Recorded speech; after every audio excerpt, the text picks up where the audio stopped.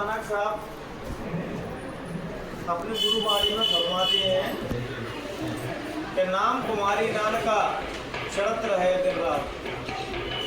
संसार में और भगवान की भक्ति में अंतर इतना है मेरे भाइयों कि संसार को हम कितना ही पकड़ना चाहें ये भी हमारे हाथों से छूट जाता है। उदाहरण के तौर पे आप भी समझिए कि आप अपने घर को कैसे बनाते हैं, अपने परिवार को कितने जतन के साथ, किसी के बच्चे नहीं होते तो कितनी जगह जगह घूम फिर के तो भैया मेरे कैसी ना कैसी संतान हो जाए, कितना अध्ययन करते हैं कि नहीं बहनों भाइयों, और पूरा प्रयत्न करते हैं पकड़ने की कि संसार में हम हमेशा रहें। लेकिन संसार में आया है वो यहाँ हमेशा तक नहीं रह सकता। उसकी एक सांसों की अवधि है, वो सांसों की अवधि पूरी हुई, सांसों की पूरी खत्म हुई तो वो यहाँ से चला जाएगा। लेकिन भक्ति का रंग ऐसा है बहनों भाइयों, जब एक बार किसी को भक्ति का रंग चढ़ जाता है, भगवान की भक्ति में डूबने का रंग चढ़ जाता है, तो वो फिर दोबारा संसार में आते नहीं है, वो संसार से मुक्त हो जाती है। और जो व्यक्ति को भगवान का रंग चढ़ जाता है, भक्ति में डूब जाता है, वही वास्तविकता में सच्चा जीवन जी रहा है। बाकी सब जीवन तो कह रहे हैं कि हम जी रहे हैं, तू पकड़ ले। जी नहीं पा रहा, जिसके जीवन में भगवान का भजन नहीं है, भगवान का स्मरण नहीं है, भगवान का नाम नहीं है, तो वो तो पशु तल पर जी रहा है। वो जीवन जी कहाँ रहा है बहनों भाइयों भी, उसके जीवन में स्वभाव है और दारू है और वैसे गमन है, और वो अपने जीवन को तरह तरह नाना प्रकार की बुराइयों को खत्म कर रहा है, जिससे उसके शरीर की भी हानि हो रही है और उसके धन की मेरे हाथ हानि हो रही रहे है। हैं। लेकिन बहनों भाइयों भगवान के पथ पे चलोगे तो तुम्हारा उधर का पंखा ऑन करिए आप। भाइयों, तुम्हारा धन भी तुम्हारे पास में और पारिवारिक कलेश नहीं होंगे बहनों भाइयों। आज आप समाज में देख रहे हैं बहनों भाइयों, पारिवारिक कलेश इतने होती हैं और सबसे बड़ा कारण पता क्या है, जिस घर में दारू आ गई तो पकड़ लेना उस घर में सुख शांति कभी नहीं आ सकती है बहनों भाइयों, क्योंकि भजन करने वाले की मति अलग रहेगी, उसकी बुद्धि अलग चलेगी, दारू पीने वाले की अलग चलेगी। दारू पीने वाला दुनिया का सबसे बड़ा ज्ञानी मैं आदमी सबसे बड़ा ज्ञानी मैं हूँ। पकड़ जल्दी पकड़, मैं लेट कर क्या। हम लड़ाई झगड़े कहते हैं कि बहुत से लोग कहते हैं वो गुस्सा आ जाती है, इसलिए मैं सिगारेट देख रहा हूँ। गुस्सा तुम्हें नहीं आ रही, जो तुम दारू पी रहे हो वो तुम्हारी बुद्धि को खराब करती है, तुम्हारे बुद्धि के मानसिक संतुलन खत्म कर देती है, तभी तो तुम मुझे कुछ ही बक देते हो। अगर तुम नॉर्मल और स्वस्थ हो और उसमें हो तो तुम ये जानोगा ये मेरे चाचा है, ये मेरी चाची है, ये मेरी माँ है, ये मेरे बाप है। अपन कहते नहीं कि नशे में पैसे बक देता हूँ, सुबह नहीं बक माफी मांगने लगते, भैया मुझे माफ कर दे, नशे में जो बक दिया। तो भाई ऐसा काम करना ही क्यों, जिसको पीने के बाद आने अपनी शुद्ध भूल जाएगा मैं कौन हूँ। और वास्तविकता में सच्चाई तो ये है भाइयों कि अपन लोग भी नशे में है कि अपन को खुद ही नहीं पता कि मैं कौन हूँ, और अपन जो है उससे हम करोड़ों लाखों मील दूर है कि अपन कौन है। अपन भगवान के ही अंश है कि ईश्वर अंश जीवा विनाशी चेतन अमल से भगवान के अंश है। और आत्मा अपने जो अंदर बैठी है बहनों भाइयों वो कभी नहीं मरती, किसी की भी नहीं मरती, सबके अंदर परमात्मा का ही अंश बैठा है। लेकिन बस इतना अंतर है बहनों भाइयों, संत महात्मा जो होते हैं भगवान के पथ पर चलते हैं उनको वो चीज पहले जन्म हो जाती है कि भाई जो मेरे अंदर एक आत्मा बैठी है जो अपने आंखों के पीछे से प्रकाश, इसके नीचे पैरों के नाखून तक प्रकाश विचरण कर रहा है। संत महात्मा इसी ऊर्जा को एकत्रित करते हैं जहाँ अपनी जीवात्मा को जगा लेते हैं और जान लेते हैं कि भाई आत्मा कभी नहीं मरती, बिछड़ना मरना जन्मना शरीर का होता है बहनों भाइयों। जब तक वो शरीर में है वो आत्मा तब तक ही तुम्हारे बहनों भाइयों रिश्ते नाते हैं, जैसे वो शरीर से छूटी नहीं और तुम्हारे रिश्ते नाते खत्म हुए नहीं बहनों भाइयों। लेकिन समझदार व्यक्ति क्या करता है बहनों भाइयों, जैसे अपन लोग समझदारी किसमें समझते हैं कि भाई कितना बड़ा मकान बना लिया, किसने कितनी बड़ी गाड़ी खरीद ली, कितना बड़ा धन कमा लिया, इसी में समझदारी समझते हैं कि समझदार व्यक्ति है। लेकिन समझदार वो नहीं है मेरा भाई, समझदार वो व्यक्ति है जिसने मृत्यु से पहले अपने आप को जान लिया कि मैं कौन हूँ और मैं किस लिए धरती पे आया हूँ। या खाने पीने सोने के लिए धरती पे आया बहनों भाई, ये तो हम जन्म जन्मांतर से करते आ रहे हैं।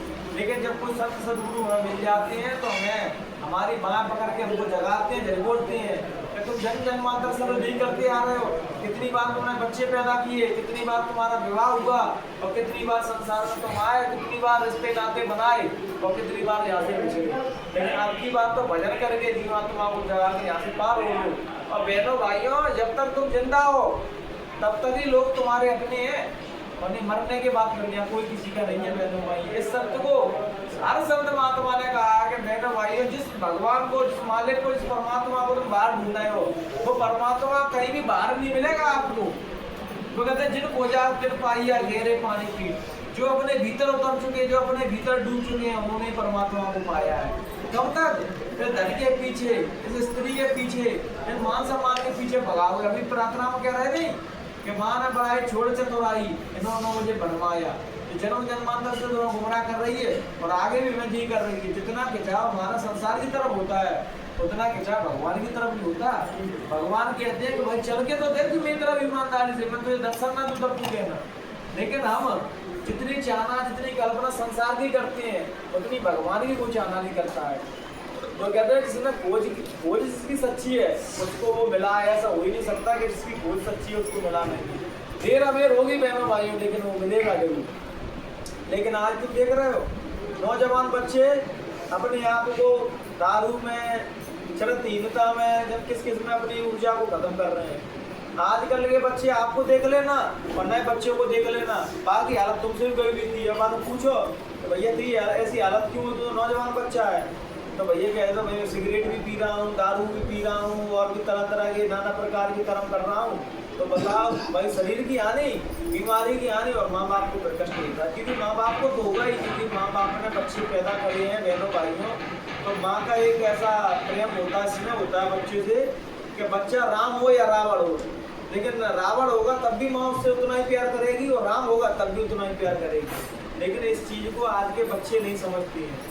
माँ बाप तो कैसे पालते हैं, इनको तुम्हें पकड़ नहीं है कि उन्होंने तुम्हारे लिए क्या क्या त्याग किया तब तुम्हें पाल पाया, और हम उस जीवन को व्यर्थ नहीं गवा रहे हैं। माँ बच्चों का फर्ज है कि मैं जिस प्रकार माँ बाप ने पाले, हमें बड़ा किया, तो हम भी कुछ ऐसा काम करें कि अपने माँ बाप का सर ऊंचा भगत से ऊंचा करते हैं कि भाई फलाने के बच्चे ने देख लिया। लेकिन आज के बच्चे गलत सोबत में, गलत आदतों में अपना जीवन बर्बाद कर लेते हैं। जब शरीर छूटता है बहनों भाइयों तो चिल्लाते हैं, रोते हैं क्या भगवान आप बचा लो। तो कहते हैं पछताए होता जब चिड़िया चुग रही थी। जब कितनी बार आपको कथाओं के माध्यम से, सत्संग के माध्यम से, गली मोहल्ला में आपको बूढ़े बुजुर्ग जो रहते हैं वो आपको सही सीख देते हैं कि बच्चा दारू पी के किसके घर बने हैं, सट्टे लगाने के किसके घर बन गए, किसी के घर बन गए दारू सट्टे में। तुम्हारे घर में मेहनत और बरकत की रोटी से ही तुम्हारे घर में सुख और शांति आएगी बहनों भाइयों। अगर आराम के पैसे की सुकून शांति खरीदी जा सकती थी तो बहनों भाइयों चोर उचक्का सबसे बात सुकून मान होते, उनके घर में सबसे ज्यादा धन होता, क्योंकि जैसा धन कमाओगे वैसे ही चले जाएंगे बहनों भाई। आज हमारे बच्चों को, नई बच्चों को सबसे ज्यादा सत्संगों की और संत महात्माओं की जरूरत है, लेकिन वो सबसे ज्यादा नफरत नए बच्चे ही संत महात्माओं से करते हैं। तुमसे क्या ले रहे हैं, तुम्हें अच्छी सीख ही तो दे रहे हैं। आज की दुनिया में बहनों भाइयों तो गड्ढे में गिराने वाले हजारों मिल जाएंगे, लेकिन कोई बिरला ही संत सदगुरु होंगे जो तुम्हारे जीवन को खुशियों से भर देंगे। अब ये बताओ बहनों भाइयों, हम संत महात्माओं को क्या दे रहे हैं? कुछ दे रहे हैं? हम तभी गए थे उनके पास जब हमारे पास कुछ था नहीं। जब भिखारी थे, संसार हमें ताने मार रहा था, सब जगह से हमें ताने आलोचना हो रही थी, तब हम गए जब हमारे जेब में कुछ नहीं था। जब तुम्हें माला माल कर दिया, जब तुम कुछ दियाते भी हो तो ऐसा कर जाते हैं फलानी जगह मैंने इतना दान दिया। अरे तुमने दिया ही क्या? जब तुम उनसे नहीं मिले तो तुम दे क्या? कुछ नहीं थे। लेकिन तुम्हें एक अच्छा इंसान बनाया, इस समाज में रहने योग्य मनुष्य बनाया तुमको, और फिर भी तुम उन्हें एहसानों को भूल के और दोनों प्रकार के कर्म करने लगते हो। दान पुण्य देने से बढ़िया संत महात्माओं की जो बात करो, जो प्रॉमिस करो, ये महाराज, ये महात्मा, मैं आज के बाद तुम्हारे सत्संग में आता हूँ, आज से मैं अपना एक अवगुण छोड़ रहा हूँ। आज सत्संग से सुन के मेरी आत्मा जनगणित हो गई है, मैं आज से दारू नहीं पीऊंगा, आज से मांस नहीं खाऊंगा, तरह तरह के नाना विचार नहीं करूँगा। ये तो संत महात्मा को सच्ची भेंट है। लेकिन तुम दौलत सोना दे के भी अगर अपने सही पथ पे नहीं चल रहे तो ये कोई दान हुई है, तो सभी कर रहे हैं। क्योंकि आजकल के जो सतगुरु हैं बहनों भाइयों, उन्हें तुम्हारे जीवन से कोई मतलब नहीं है तुम्हारे जीवन में क्या चल रहा है। जो सच्चे सदगुरु होते हैं उनको बड़ी पीड़ा होती है। एक बार गुरु महाराज मंची से कह रहे, किसी को शरीर छूटते हुए देख लिया हुआ, किसी की यात्रा देख ली होगी उन्होंने, तो मालिक कह रहे कि बच्चा जीवात्मा छूटती है, वो मरता है, तो तुम क्या जानो कि उसको कितने कष्ट हो रहे हैं। लेकिन महात्मा सब जानते हैं जब कोई भी जीवात्मा यहाँ से जाती है शरीर छोड़ के, तो सबसे ज़्यादा कष्ट महात्मा को होता है। कष्ट इसलिए होता है कि भाई ये शरीर को भगवान के भजन के लिए मिला था, और इसमें क्या किन किन कर्मों में भगवान अपने जीवन को व्यर्थ कर दिया, खत्म कर दिया। बहनों भाइयों, संसार की दौलत कमाना ठीक है, एक बार रोजी रोटी पेट का धंधा चलेगा, लेकिन एक दौलत वो भी कमा लेना जो तुम्हारे मरने के बाद भी जाएगी। उसकी तरफ हम लोगों का किसी का ध्यान ही नहीं है। हमारा ध्यान कभी उसी दौलत पे ही वो दौड़ रहा है जो मरने के बाद तुम्हारे नाती पोती तुमसे नहीं छुड़ा लेंगे। लेकिन तुम सोने की कुछ चीज भी पहने होगे ना बहनों भाई, निकल नहीं रही होगी, तो यही नाती पोती तुम्हारे उंगली कटवाने हुए निकाला, उंगली को काट तो होगी, कैसे ना कैसे अंगूठी निकालो, चेन नहीं निकल रही तो वही भैया कैसे भी निकला, चीरा मीरा निकालो, चेन निकलवा दो। ये सत्यता है, इसके पीछे हम जीवन भर दौड़ रहे हैं। अरे भैया पैसा कमा लो, मान सम्मान कमा लो, सोने की चीजें खरीद लो, भाई अच्छी बात है खरीद लो, जो जाति व्यवस्था बनाने के लिए सब जरूरी है। संत महात्माओं को संसार से छुड़ाना नहीं सिखाते, संत महात्माओं को जगाना सिखाते हैं कि जीवन को जीना कैसे है। बहनों भाइयों, संत महात्मा संसार छोड़ते हैं नहीं बहनों भाइयों, वो तुमसे ज्यादा संसार से प्रेम करते हैं। तुम 2-4 फैमिली के बच्चों को पाल के अपने आप को सोचते हैं कि देखो मैं संसारी हूँ, महात्मा सन्यासी नहीं। महात्माओं तो कितने लोगों से प्रेम करते हैं। गुरु महाराज के पास 45 करोड़ लोग थे, तो भागे कहाँ थे वो संसार को रास्ता दिखा रहे, सबसे अपन लोगों से प्रेम किया। गुरु महाराज कह रहे कि तुम्हारे माँ बाप भी तुमसे प्रेम नहीं करते हो जितना प्रेम हम तुमसे करते हैं। और यही सीख कोई भी महात्मा संसार में आया है बहनों भाइयों, तो इंसानियत की, मानवता की उसने पैगाम दिया है। और अपने संत महात्मा किसी धर्म में बंधे नहीं हुए होते, ना संत महात्मा किसी जाति विशेष में पैदा होते। संत महात्माओं की कोई जाति नहीं होती। जिस प्रकार जो लाइट जल रही है ना बहनों भाइयों, तो उतना ही उजेला मुझे दे रही है, उतना ही उजेला तुम्हें दे रही है। जो भेदभाव कर रही है किसी में कि नहीं मैं उजेला दूंगा तुम्हें नहीं दूंगी उजेला, कर रही है बहनों भाइयों, नहीं कर रही ना, वो समझ नहीं समान रूप से उजेला दे रही है। ठीक वैसे ही भगवान के जो प्यारे हो जाते हैं, जो संत महात्मा हो जाते हैं, भगवान जो होते हैं परमात्मा, वो सबसे प्रेम करते हैं और उन्हें ही उनके प्रेम को अनुभूति होती है, वही महसूस कर पाते हैं जो उस मार्ग पर चलते हैं, उस पथ पर चलते हैं। जब सोचो जब आदमी छोटे कर्म करता है, उसको भी वो 2 टाइम खाना खिला रहा है, तो अपन भगवान के मार्ग पर चलते हैं, तो सोचो अपना क्या करते हैं भगवान। एक बहनों वाली एक कहानी सुनाऊँ आपको। एक बहुत बड़े सेठ थी, उन्होंने भगवान से कही कि भगवान मैं कैसे मानूं कि तुम मुझसे बहुत प्रेम करते हो, तो मेरे संग रहते हो, वो बहुत दान पुण्य करते थे, तो उन्हें ऐसा करना तुम सवेरे समुद्र की सैर पे निकलते हो, तो रेत पे क्या कुछ चलता है तो उसके पैरों के निशान बन जाते हैं बहनों भाई। तो उन्हें कि तुम सुबह जाओ घूमने, तो माँ मैं तुम्हें कोई ना कोई आपको ऐसा संकेत दे दूंगा तो आपको जो महसूस हो जाएगा भगवान मेरे संग रहते हो। तो वो जा रहे थे रेत पे, तो एक तो पैरों के निशान उनके बनते जा रहे, और दूसरी तरफ क्या देखते हैं कि 2 पैरों के निशान और बनते जा रहे हैं। तो उनको तसल्ली हो गई कि भगवान मेरे अंदर संग रहते हैं, मेरी संभाल करती है। तो बहनों भाइयों, सेठ जी के जीवन में कुछ खराब समय आया, बिजनेस में लॉस हो गया, धंधा चौपट हो गया, तो सेठ जी हो गए गरीब। और बहनों भाइयों, जो उतार चढ़ाव सबके जीवन में आते हैं। आप ये मत समझना संत महात्मा आपको मंच से बड़े बड़े मंचों से सत्संग सुना रहे हैं तो उनके जीवन में कोई कष्ट नहीं आया, आपसे ज्यादा कष्ट उनके जीवन में आए थे बहनों भाई।